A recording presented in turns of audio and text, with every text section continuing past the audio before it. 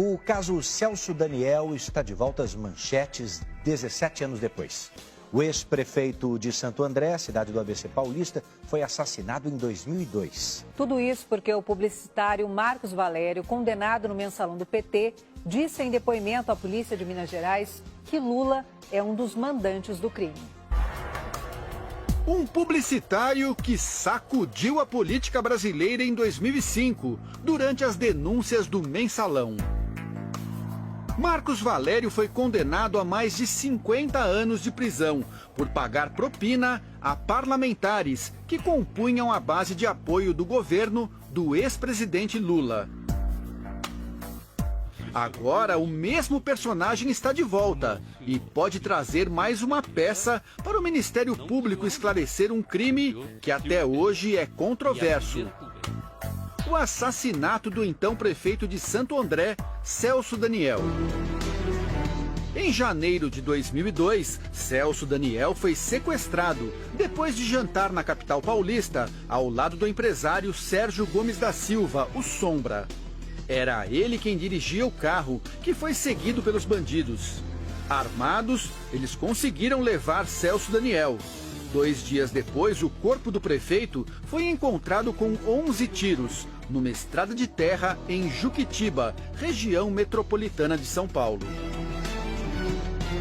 Celso Daniel era uma figura importante no partido e seria o coordenador da campanha do PT na eleição de 2002. Na época, Sombra passou a ser o principal suspeito.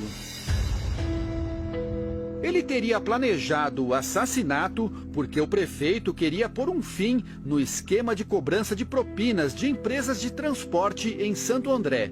Sombra sempre negou o crime e morreu de câncer em 2016. A polícia concluiu a investigação como crime comum e apontou como responsável uma quadrilha da região especializada em sequestros. A família de Celso Daniel nunca acreditou nessa versão. Um crime de mando, planejado, de uma espécie de máfia que se instalou na prefeitura. E aí isso precisa ser investigado. O Ministério Público de São Paulo reabriu no ano passado a investigação sobre a morte de Celso Daniel. Os promotores nunca concordaram com a tese da polícia de que o assassinato do prefeito foi um crime comum de sequestro. Os depoimentos de Marcos Valério fazem parte dessa nova investigação, conduzida aqui por Roberto Vider Filho, promotor que atuou no caso na época. O processo corre em segredo de justiça. A Record TV teve acesso ao depoimento prestado por Marcos Valério à Polícia de Minas Gerais.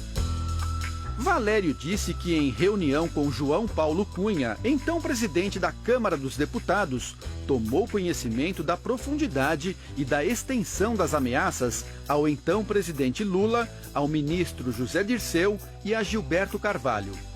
O deputado professor Luizinho havia relatado detalhes sobre a morte de Celso Daniel e a existência de um dossiê sobre as arrecadações ilícitas que eram feitas pelo Partido dos Trabalhadores na Prefeitura de Santo André. Valério disse que, ao participar de uma reunião com Ronan Maria Pinto, Silvio Pereira e Breno Altman, Ronan deixou bem claro que não iria responder pelos fatos sozinho e que iria apontar Lula como mandante da morte do prefeito. Marcos Valério disse ainda que, após 2005, Lula indicou seu homem de confiança, Paulo Okamoto, para intermediar um diálogo e que, durante uma discussão, Okamoto o ameaçou, dizendo que havia muitas pessoas no PT que desejavam que fosse feito com ele o mesmo que fizeram com Celso Daniel. E que esse incidente deixou claro que havia um envolvimento da cúpula do PT e do presidente Lula na morte do prefeito.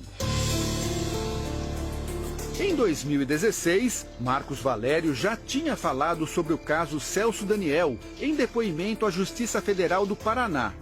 Ele revelou a conversa que teve com o então secretário-geral do PT, Silvio Pereira, a respeito da suposta chantagem que Ronan Maria Pinto estava fazendo à cúpula do PT. O termo certo é chantagem mesmo. Mas o senhor ouviu isso do senhor Silvio Pereira ou deles? Não, senhor. Ouvi do senhor Silvio Pereira, não do senhor Ronan, do senhor Silvio Pereira.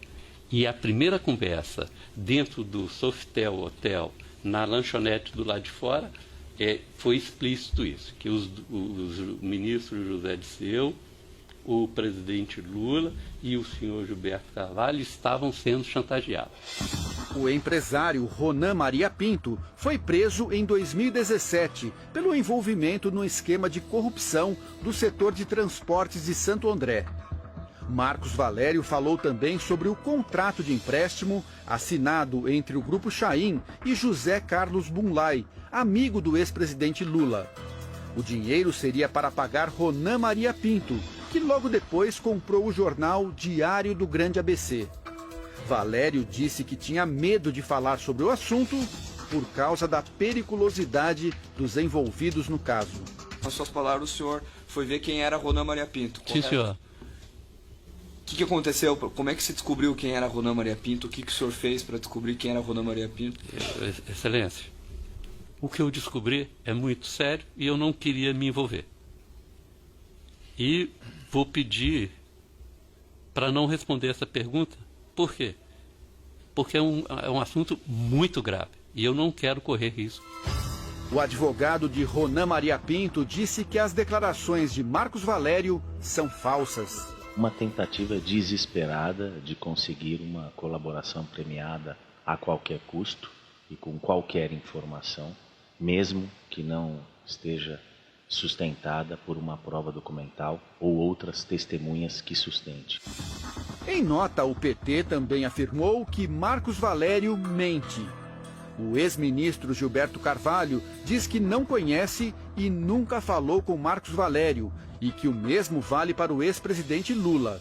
E acrescenta: tomarei medidas judiciais para que o senhor Marcos Valério pague por mais este crime que cometeu. Também em nota, Paulo Okamoto disse que Marcos Valério repete declarações mentirosas e sem provas, que já foram investigadas e arquivadas pela Justiça. Para a família de Celso Daniel, a reabertura é motivo de esperança de que o caso finalmente tenha um ponto final. É um caso que a gente gostaria de ver elucidado. Essa sempre foi a batalha nossa, né? Que tudo fosse investigado, porque as circunstâncias foram sempre muito obscuras.